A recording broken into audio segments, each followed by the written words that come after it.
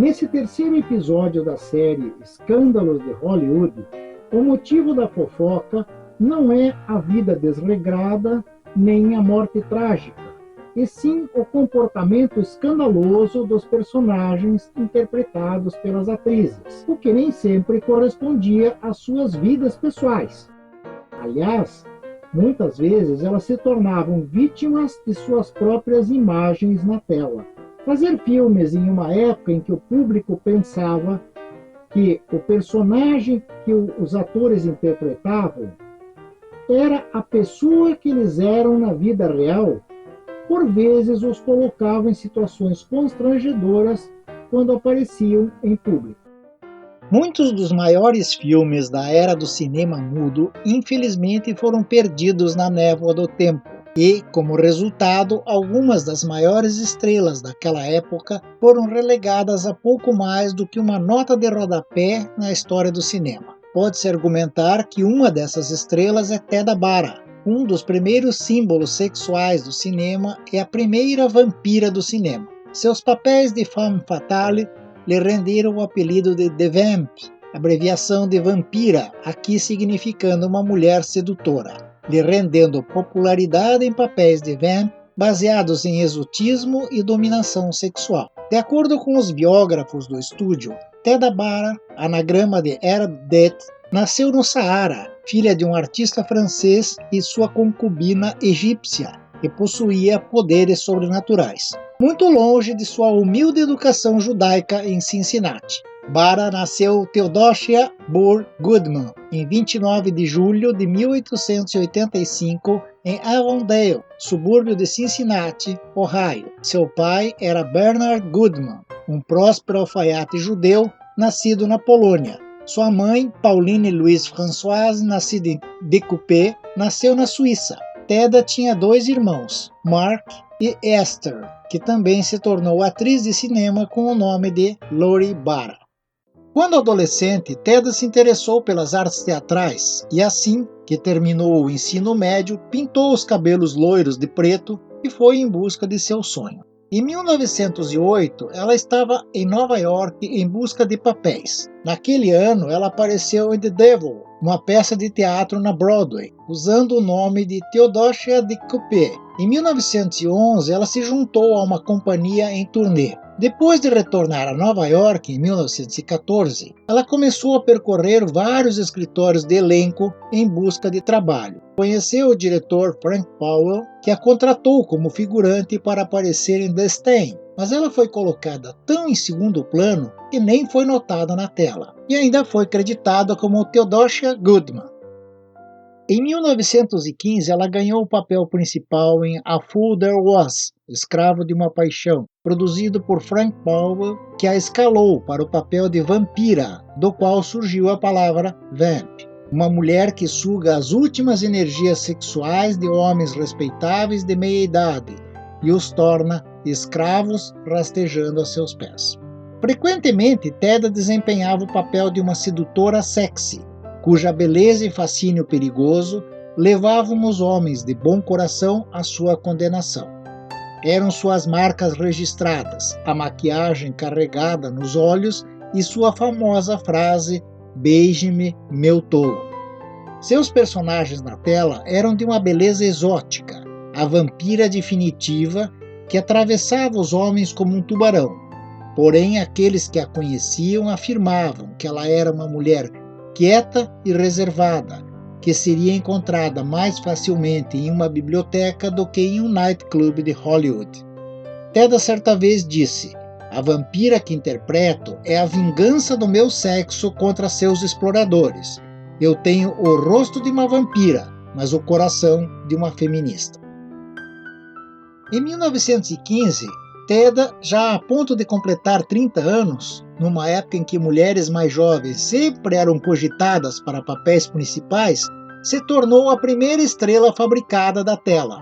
O público ficou fascinado com ela. Como alguém poderia resistir a uma atriz que se permitiu ser fotografada com cobras e caveiras? O segundo filme de Theda, no final daquele ano, pela recém-formada Fox Studios, foi no papel de Celia Friedlander, em Kreutzer Sonata. Ted estava em alta e faria mais 6 filmes, ainda em 1915, terminando com Carmen.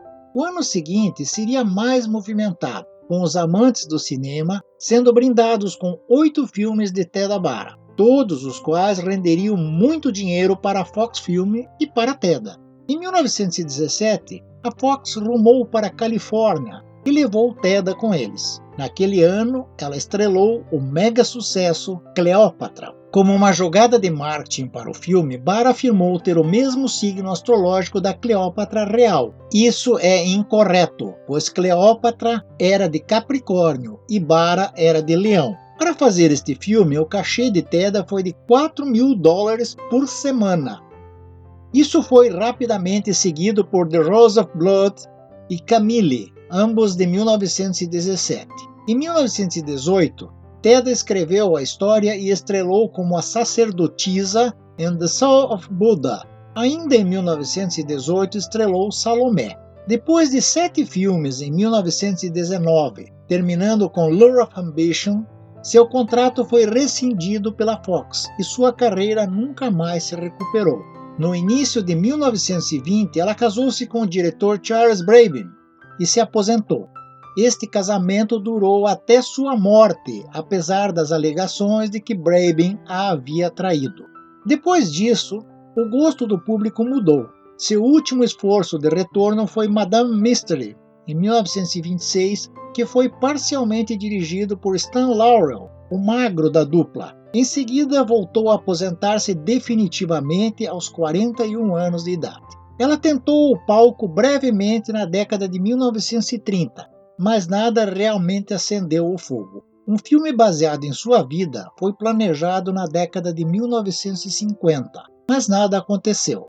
Em 7 de abril de 1955, Ted Abara morreu de câncer abdominal aos 69 anos em Los Angeles, Califórnia. Não houve ninguém como ela desde então. Infelizmente, a maioria de seus filmes foi perdida em 1937 em um incêndio na Fox Studios.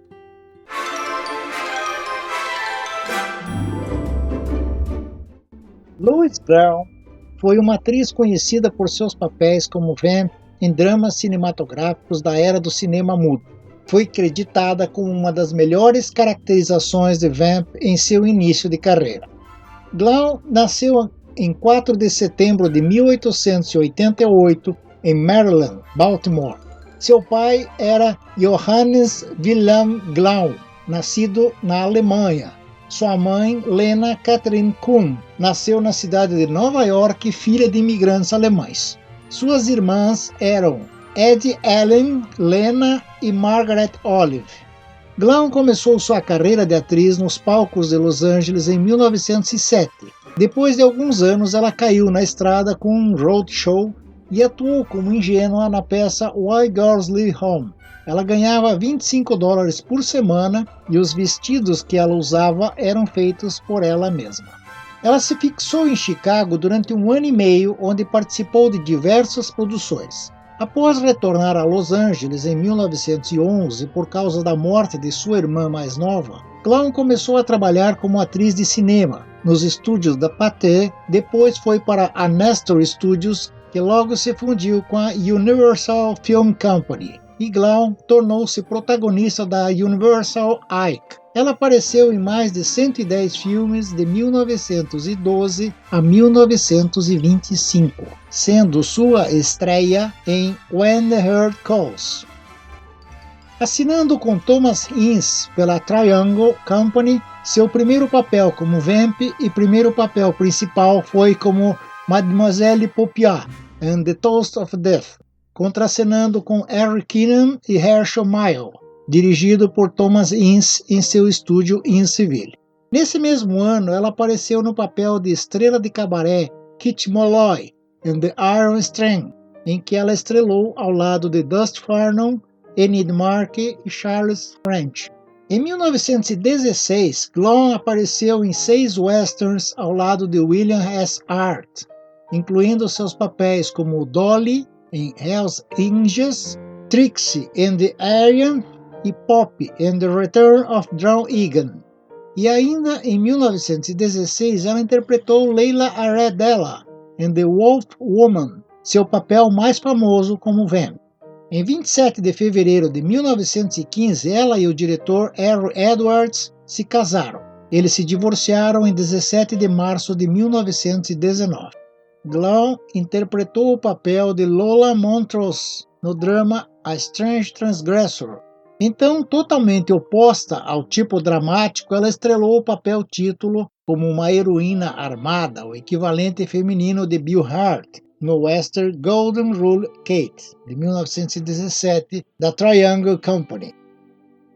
Glau então começou a trabalhar com J. Parker Reader Jr. Productions. Ela assinou um contrato de 4 anos com salário começando em $2.000 por semana e subindo para $4.000. E alguns dos longas que estrelou para aquela empresa foram como Mignon em Saara, de 1919, um grande sucesso financeiro, escrito especialmente para a estrela por Charles Gardner Sullivan, com produção supervisionada por Alan Dwan, e os papéis duplos como Princesa Sônia e como sua filha, Sônia, no crime thriller The Lone Wolf's Daughter, de 1919. Ela desempenhou o papel de Adrienne Renault no provocativo e polêmico Sex, de 1920, a história de uma estrela do Midnight Frolics de Ziegfeld, em Nova York, que usa seu apelo sexual para terminar um casamento e depois deixa seu amante por uma perspectiva mais rica.